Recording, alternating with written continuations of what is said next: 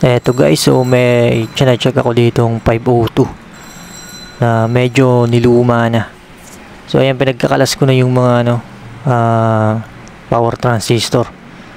So parang matagal na tong na-stuck eh. Kasi marami ng So ayan, kalas-kalas na yung mga piyesa niya. So galing to sa isang estudyante, pina-check niya sa akin. So gagawin ko dito, ayan, check ko lang muna yung mga kung anong piyesang kailangan palitan. So dito nagpasya ako na palitan na lang yung mga bias transistor niya kasi medyo marami ng kalawang. So dito naman sa ilalim, may mga jumper na siya, tapos medyo tempered na yung board. So gagawin ko dito, lilinisan ko lang ng konti yung board. Pagdating naman dito sa mga transistor, okay pa naman tong lahat. Kaya nga lang, medyo hindi naman to yung yung original na ginamit sa 502. Iba yung number niya, B778, tapos yung isa naman D998. Pero okay pa naman lahat. So ito-try ko lang to kung gumana. So ayan, pinaglalagyan ko lang siya ng paa para malagay ko dun sa board.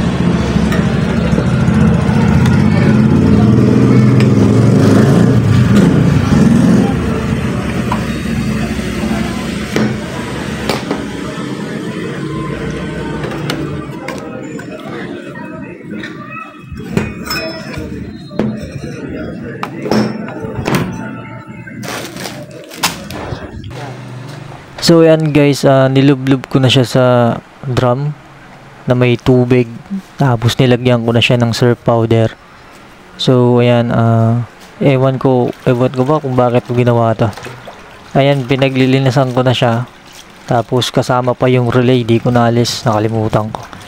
So ang ang gagawin ko dito, babrushan ko siya, yung board. Kaya nga lang hindi ko siya pwede brushan ng todo kasi baka mabura yung yung mga nakasulat sa board. So yung gagawin ko, mamaya ibo-blower din natin yan mamaya yung relay. So kaya okay lang yan. So ayan, medyo malinis na. So parang pinahirapan ko lang sarili ko, pero okay na din para medyo malinisan na rin siya. So ayan, lalagyan ko siya ng ayan, binugahan ko na siya ng blower.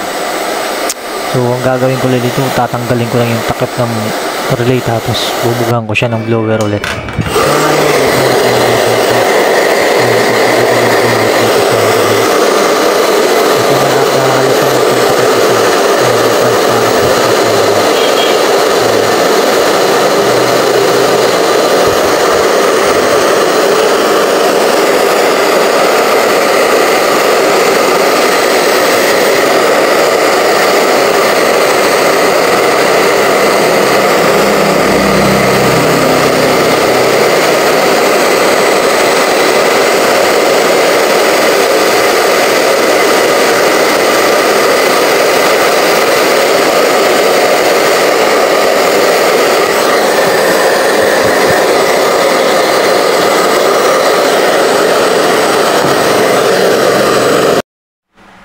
So ayan, bumili na rin ako ng kailangan niyang pyesa. So para isahan na lang. So ayan, pinagkakabit ko na yung mga binili kong pyesa. Yung mga 5401 tapos yung ano ba to? 5551. So kadalasan yan lang naman yung mga transistor na ginagamit diyan. So ayan. Ayan, pinagkakabit-kabit ko na. Pati yung sinamahan ko na rin ng C2073 tapos yung A9040 tapos sinamahan ko na rin ng capacitor yung 25 volts na merong ilan ba yun? 470 microfarad data yun eh. Ayan.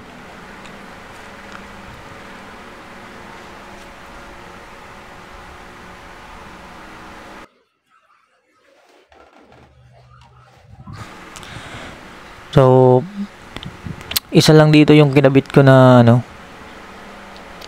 kasi may dalawa yung binili kong ganyan eh. Kaya nga lang, okay pa naman yung isa. So, pwede na yan. So, baka mas matibay pa to eh. Mga to eh, yung original na nakakabit. So, yan, lalagay ko na yung capacitor. Tapos, so, pagdating sa DC out, yung mga voltage reading, yung yung ginagawa kasi nila dito, ano ba to? Nagbo-volts biasing yung ginagawa nila. Pero ako kasi pa nagre-repair ako kasi hindi ko naman masyado tinitignan yung mga volts biasing niya. Yung tinitignan ko lang kasi dito, yung yung output. Basta't wala siyang output na matataas. Kasi yung yung left and right na channel, basta't wala siyang output na mataas na lumalagpas ng mga 1 volts, okay na yun. So, pwede pa na, ang ginagawa ko kasi dito, mamaya, papakita ko sa inyo mamaya. So, ang ginagawa ko dito muna, chinecheck ko muna yung mga niya dito. Yung layout, naputol kasi, nilagyan ko lang siya ng jumper. So, dino-double check ko lang muna yung mga niya. So, ayan, mag-volts, volt checking na. So, ayan yung yung pinapoint ko na yun yung output papunta sa speaker. Ayan, guys, yan. So, ganyan ang gagawin ko. So, ang gagawin ko dyan, ipa-power on ko na yung amplifier, ayan. So, naka-power on na yan. Tapos, ang gagawin ko dyan, nahawakan ko yung input. So, yan. So, ganyan ako, ganyan yung discard ko pa nagre-repair ng amplifier. So, kapag nakita nyo yan na nagde-deflect yung, nagde-deflect yan eh. Kapag hinawakan mo yung input, tapos nagde-deflect yung needle ng, analog tester mo, tapos nakaselect ka sa times 10 volts, gagalaw siya konti lang, magde-deflect siya. So kapag ganun yung reaction niya, okay na yung amplifier. So i-check ko naman yung dun sa sa kabilang channel kung ganun din yung reaction niya, yung reaction niya. So ayan. So ayan, ganun rin. Okay na to. So siguradong kapag kinabit ko na yung mga transistor niya, yung power transistor niya, hindi to puputok. Kasi yan yung palatandaan ko na okay na yung ampli. So minsan nagkakaroon din ng supply dun sa mga mecha insulator.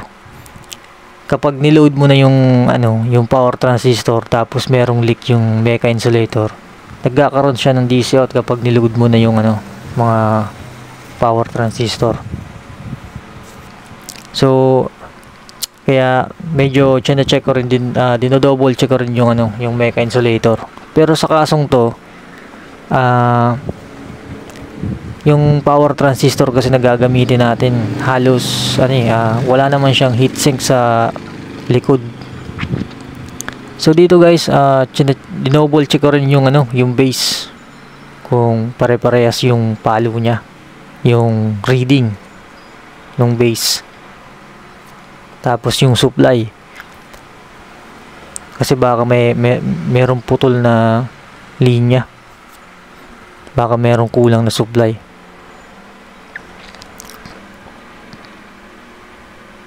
So